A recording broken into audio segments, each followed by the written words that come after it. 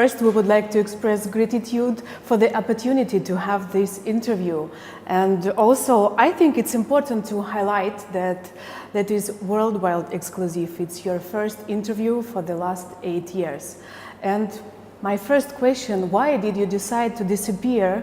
Why did you decide to stand by your husband and to keep silence all these years? Well, from my perspective, it was never a question of preference. I stood by him because my conviction didn't tell me otherwise. As for the publicity, I've never been one to chase it, so I couldn't really answer your question. Okay, let's start from the Syria before the war. What do you remember about this country? Well, Syria before the war was undergoing considerable change in many areas. Examples included significant economic growth, the opening up of the economic landscape, unprecedented legislative reform, and the emergence of a new generation of civil society organizations. Now, in spite of this progress, no doubt many challenges remained, not least in terms of insufficient economic opportunities for a young population, the unequal distribution of income, the unprecedented consequences of a drought that Syria had never seen before, as well as the influx of over 1 million Iraqi refugees. Throughout all of this, my role has always been to strengthen Syrian social fabric and support its local communities. And more specifically, this translates to promoting initiatives that encourage inclusive economic growth, primarily through microfinance initiatives, working with civil society organizations to make them stronger, and working with young people to ensure that they have the right skills and abilities and opportunities so that they can reach their full potential. Being the First Lady comes with many responsibilities. I would like to know about your goal at the beginning of this important way. Well, I'm not sure if you know, but I used to be an investment banker. I was heading to Harvard to do an MBA. So you could say that becoming First Lady was never a part of my career plan. This position doesn't come with a job description or a manual. And so I decided to approach it from a citizen's perspective. What could I do to make my country stronger and fairer? And from the very beginning, I was drawn to helping empower people that work very, very hard every day, often with limited resources, to make the best of their lives. Meeting these people, listening to their stories, and seeing for myself the difference that they make in their communities afforded me the opportunity to draw attention to their cause and help create a more enabling environment for them to thrive. You established many important programs as microfinance, as scientific Olympiad, as youth empowered. What priorities has changed? Well, my work in these development initiatives continues uninterrupted. They're very well established, and if anything, they have become more important since the beginning of the war. But of course, my priorities today are helping martyrs' families, helping injured soldiers and people that have been displaced or affected by this war. It's because of these people that Syria is standing today, and we owe it to them to honor their sacrifice. A lot of my work involves ensuring that they have the essential means to reintegrate into daily life, whether it's prosthetics for the injured, or work opportunities for widows, or dignified arrangements for the displaced. If I'm helping Syrians, then ultimately I'm helping the president as well. And what about martyrs? What is your strategy in working with such families? Anna, they've sacrificed so much. It's our duty, moral duty, to ensure that we honor their sacrifice. It's well known that you should never leave a soldier behind on the battlefield. And the Syrian army has been working tirelessly to make sure that the right mechanisms are in place and legislations have been changed so that the needs of these families are met and they are also not left behind. My meetings with these families are in the aim of ensuring that these systems are accommodating and responsive to their needs. On a personal level, I'm humbled by their determination, their resilience, and their love of Syria. They are my biggest source of strength and hope for the future. But why you would like this work seems to be disappear on the worldwide? I mean, newspapers, channels, they do not speak about your charity or what you are doing today. I think that's a question you have to ask them. And that's the reason we are here. So we spent a week with you, working hard, and we saw you during meeting with different peoples. Let's start from your visit in hospital. What do you feel deeply inside when you are meeting with wounded soldiers? I could tell you that I feel pain and sadness, but a lot of other people would say that as well. I think what's more important is what we do with our feelings, how we can channel those feelings into initiatives that can help these soldiers or victims rebuild their lives. So what's more important is what I'm doing rather than how I'm feeling. And do you remember the story about the woman and his son? He's paralyzed. What do you feel talking with his mother? What do you able to confirm her? Again, what's important, I think, is that the social structures, whether it's medical, psychological, or economic, are in place to be able to help these people. That's what they're looking for. They're not looking for kind words or a pat on the back. They need real help to be able to rebuild their lives, and that's where my work focuses. And what do you feel when you hear such an answer? I have no pain, I have no future, I have no motivation to continue living. Or, excuse me, I was shocked by the answer when the man told you, I have no opportunity to buy even a chicken for my family. Unfortunately, that's not the only case. As much as our soldiers believe in what they're fighting for and why, even the strongest spirits find it difficult to suddenly adjust to having to be completely dependent on somebody else. They have sacrificed so much, and it's our duty to deliberately honor them and make sure that they are taken care of.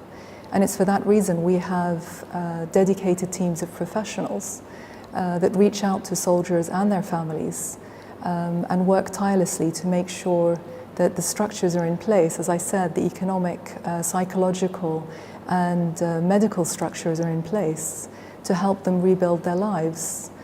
Despite the challenges, and there are many, slowly but surely, these brave soldiers are finding their way again. They're contributing to society and even starting families.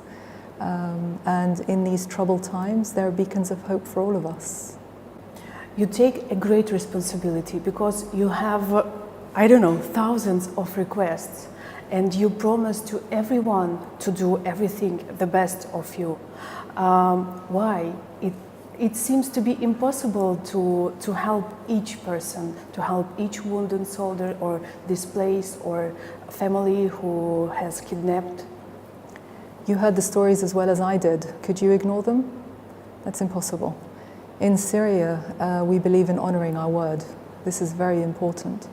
And I offer the help because I'm confident that the necessary arrangements are in place to be able to address these needs. I'm able to mobilize a very strong, extensive network that has been built up over the years of government, civil society and private sector. And experience has meant that most of these requests can be handled through these established channels. But for me personally, every visit, every opportunity provides a new chance to identify shortcomings in the current systems and processes that need to be changed. And in this way, the effects are multiplied. And if the changes are made, then other people will no longer have to deal with the same problems. And how do you control your team to make this request become true? Well, as I said, first of all, in Syria, our word is our honor, and this is very important. And obviously, the people that work with me share this belief and work within this conviction. Beyond that, I'm a very firm believer in systems, in institutional frameworks that ensure that responsibilities are clear and targets are clearly identified. And by the way, Syria is a small society, and so there have been many times when I have met the same people again. So there's always a way of checking. And what results do you proud of by now? Tell you I'm proud would mean that I'm finished, I'm done. The work has been completed and Syria is prosperous. And clearly that is not the case. There is still so much more that needs to be done. Maybe one day when Syria is safe again, is prosperous again, you can ask me that question. I think it's very important that people feel free to ask something. And they really do believe that their dreams or their wants comes true. They are not afraid to ask you because you are First Lady. And can you give me your recipe? How do you ask them to ask you something when they don't like to ask? And maybe they feel confused or not confused, they feel nervous about asking something. Human dignity is very important. And as much as possible, I try to make sure that people are not embarrassed or offended in any encounter that we have.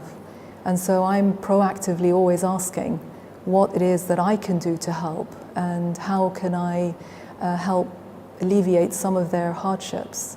And I always say to them, you're not asking, I'm the one who's asking. It's my job to ask. It's my duty to ask. And in that way, I hope that I can encourage them or help them to be more forthcoming. And the following question about safety.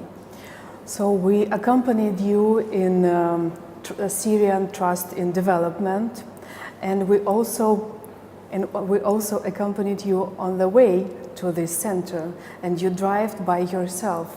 Why do you allow this risk? Very simply, I refuse to live in fear, Anna.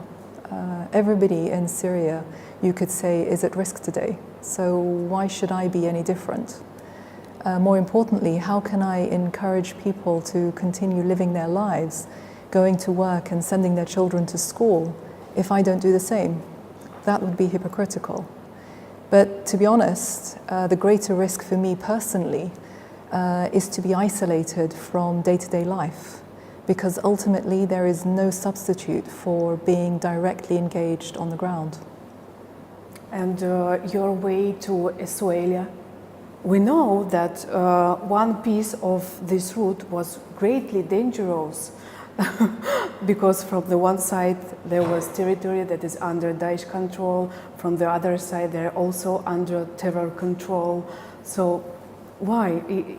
For us it's incredibly that you drove. I saw by my eyes you drove alone in your car. I do appreciate your concern.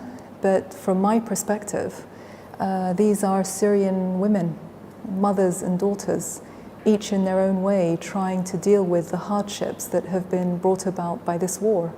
And crisis or no crisis, my interest is always to extend help to those who need it.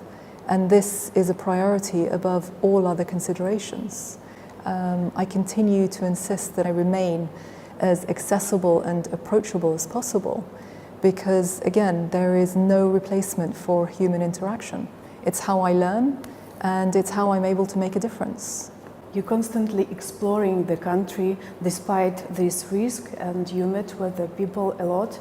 And what mood do you meet? What do they talk about? What do they ask you?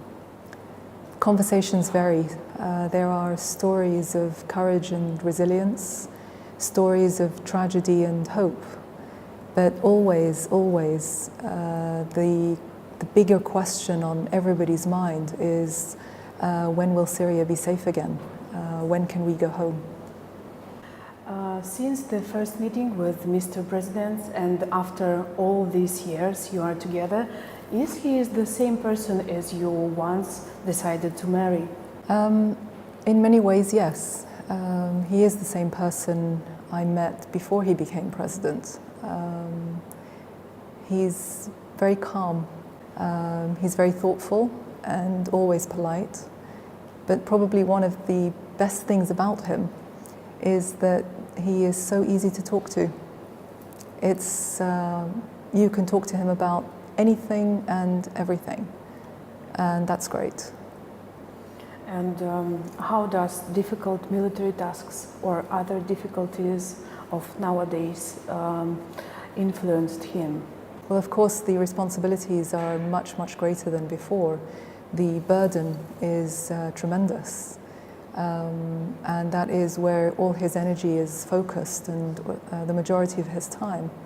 But one of the things I admire as well about him is that despite these burdens and the demanding schedule that he has, he always tries to make some time for his family, especially our 3 young children. He takes his role as a father very seriously. He's a very giving man. Mm-hmm. And what about you? What principally changed in you during these difficult times? I'm no different to many other people in Syria, Anna. My family has been affected just as any other family in Syria.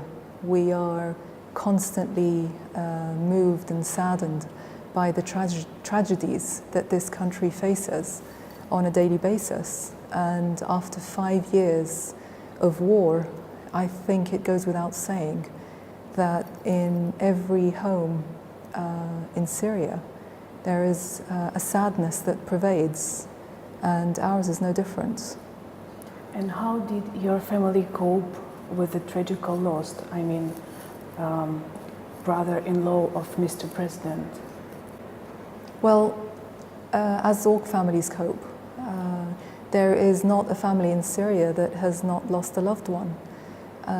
Today, parents are attending the funerals of their children rather than their weddings.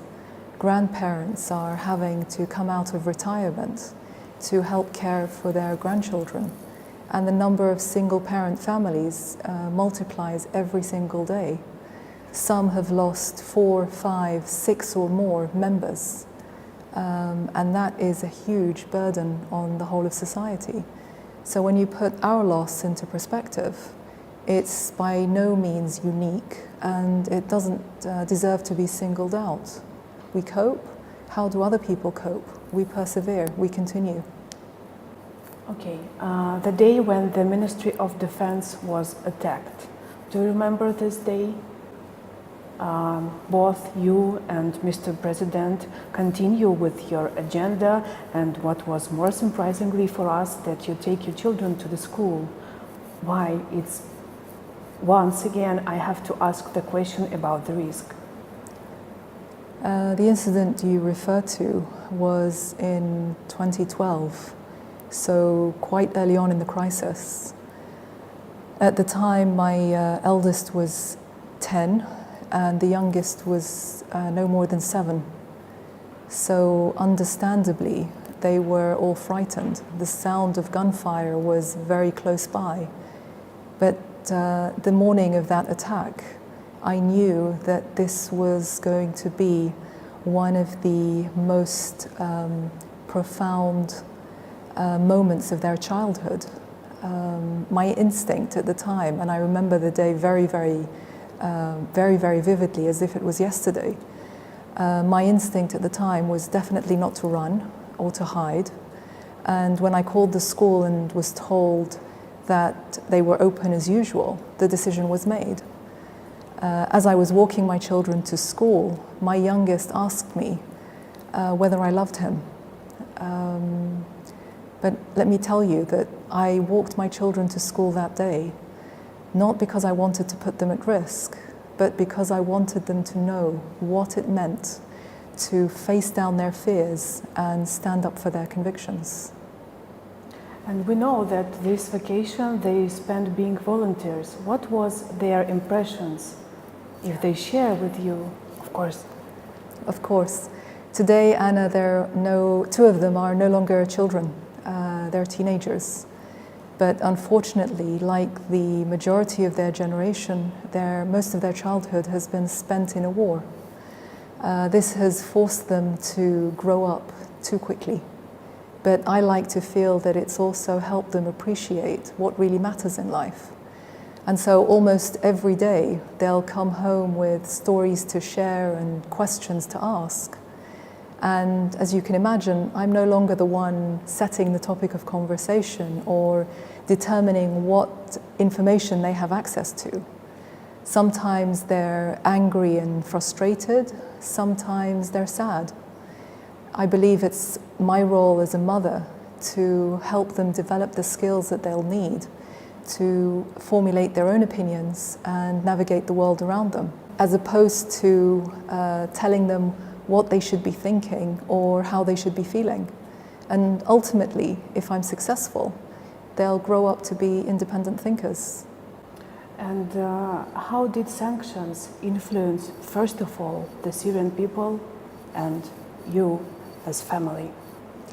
Well, I don't think it's a secret to anyone that the sanctions on Syria today have affected Syrian people in very much the same way as the sanctions in the 90s affected socially, seriously, and mortally the Iraqi people. The only difference is that today nobody can claim, and especially those that enforce the sanctions, they cannot claim that they did not foresee the consequences on ordinary Syrian people. You have to ask yourself, where is the benefit of sanctioning basic food commodities? Where is the benefit of blocking vital access to medicines and healthcare equipment? Only a few days ago, I met with an old man who had just been diagnosed with cancer. And he was worried that he was not able to get the treatment that he needed because the chemotherapy was no longer available. That's what these sanctions are doing to ordinary people. And this is only one example. In fact, just a few weeks ago, I think it was actually last week, the UN released a report that cited the significant increase in poverty and the unmeasurable suffering to ordinary Syrians as a result of these sanctions. What's most ironic is that they were imposed by the so-called Friends of Syria. What this report doesn't tell us, Anna, is that the situation would have been much, much harder had it not been for Syria's true friends who have stepped in and helped offset some of the political and economic consequences of these sanctions. And in this regard, Russia has been tremendous. It has and continues to provide invaluable humanitarian and economic assistance to Syria. And it's these noble efforts that have helped loosen the chokehold on ordinary Syrians. And this is something we'll never forget. I think as for the sanctions targeting me specifically, They are, I don't think they are significant, especially when you put things into perspective. So let's continue with the humanitarian issues. Can you describe the situation, because we have very controversial information, for example, about the situation around Aleppo? Much has been said about the humanitarian situation in Syria, but in truth, the severity of the situation is beyond comprehension. The displacement, the poverty, the sickness, the suffering is possibly unprecedented. Ironically, Western media organizations have chosen to solely focus on the plight of refugees and those caught up in rebel-held areas, whereas in fact the vast majority of people displaced are living across the rest of the country. And these people, as much as anybody else, matter. And nobody has the right to dehumanize them based on the lines of a map. Now, in terms of our aid efforts, we are of course extending emergency humanitarian assistance, but there's also an urgent need to restore people's ability to access public services. And this is very, very important. Beyond this, there are programs that are in place that offer psychosocial services, vocational training, and small interest-free loans. Educational support is also provided to children who are struggling or have been out of school for a long period of time.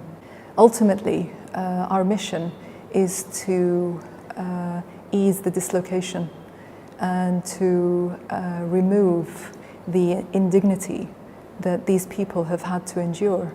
And we must continue to do this to the very best of our ability with all the resources we have available to us.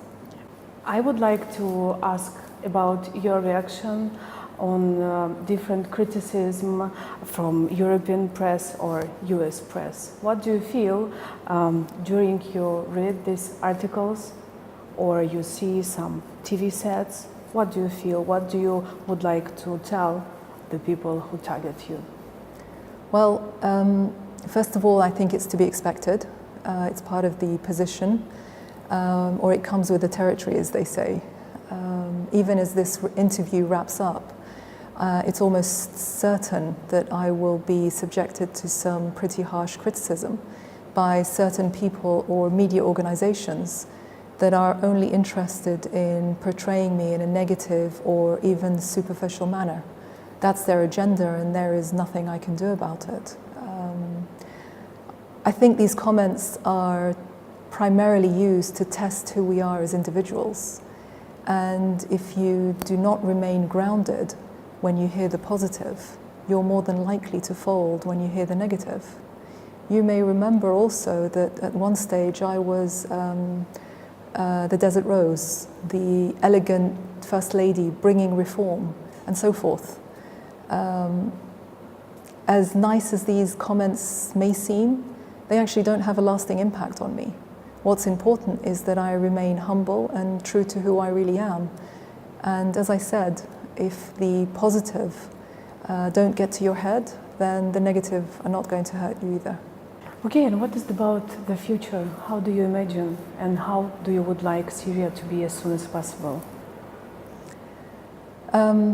Syria comprises of land that has been continuously inhabited for a very long time. Over thousands of years, this soil has been exposed to dozens of wars and invasions, and some areas were completely destroyed. I know that Syria can and will rebuild itself. What's important is that we tackle the internal and external factors that fueled and prolonged the war. We owe this to future generations. As Syrians, we've always prevailed, and this period in our history is no different. It is known or often said that Syria means rising sun, and Syrians will rise again, that I can assure you. And the last question, during all the war times, you didn't flee the country. Did someone recommend you to flee to save your life, and what was your response? Well, you're right on both counts. First of all, I've been here since the beginning, and I never thought of being anywhere else at all. And secondly, yes, I was offered the opportunity to leave Syria, or rather to run from Syria. These offers included guarantees of safety and protection for my children, and even financial security. It doesn't take a genius to know what these people were really after. It was never about my well-being or my children. It was a deliberate attempt to shatter people's confidence in their president. And suffice to say, these offers were foolish and not even made by people who were Syrian. And what was the most harmful incident during this war? Maybe it was the story of people in the village of Zara, or maybe it was the story of this child named Omran Dakniesh. Let me phrase the question slightly differently. Why was the fate of the children in Zara not given the same media coverage as the tragedies of Aylan and Omran? The Western media decided to focus on these tragedies because it suited their media agenda. It's actually the West that is dividing our children in this conflict according to the political beliefs of their parents. Aylan was a Syrian child, irrespective of what his parents believed, as was Omran and the other innocent children in the Zara village massacre. These are all children. They are all innocent children. And they are all a loss to Syria, irrespective of which side of the conflict we support. And as a Syrian, I am personally saddened by the loss of every single child, whether it's Aylan or Omran or the many, many others whose names did not reach Western headlines. Ultimately, humanitarian aid should not be determined by geography, political orientation, or religious belief. It cannot be allowed to be driven by political agendas. So thank you for this meeting, really. Thank you for coming.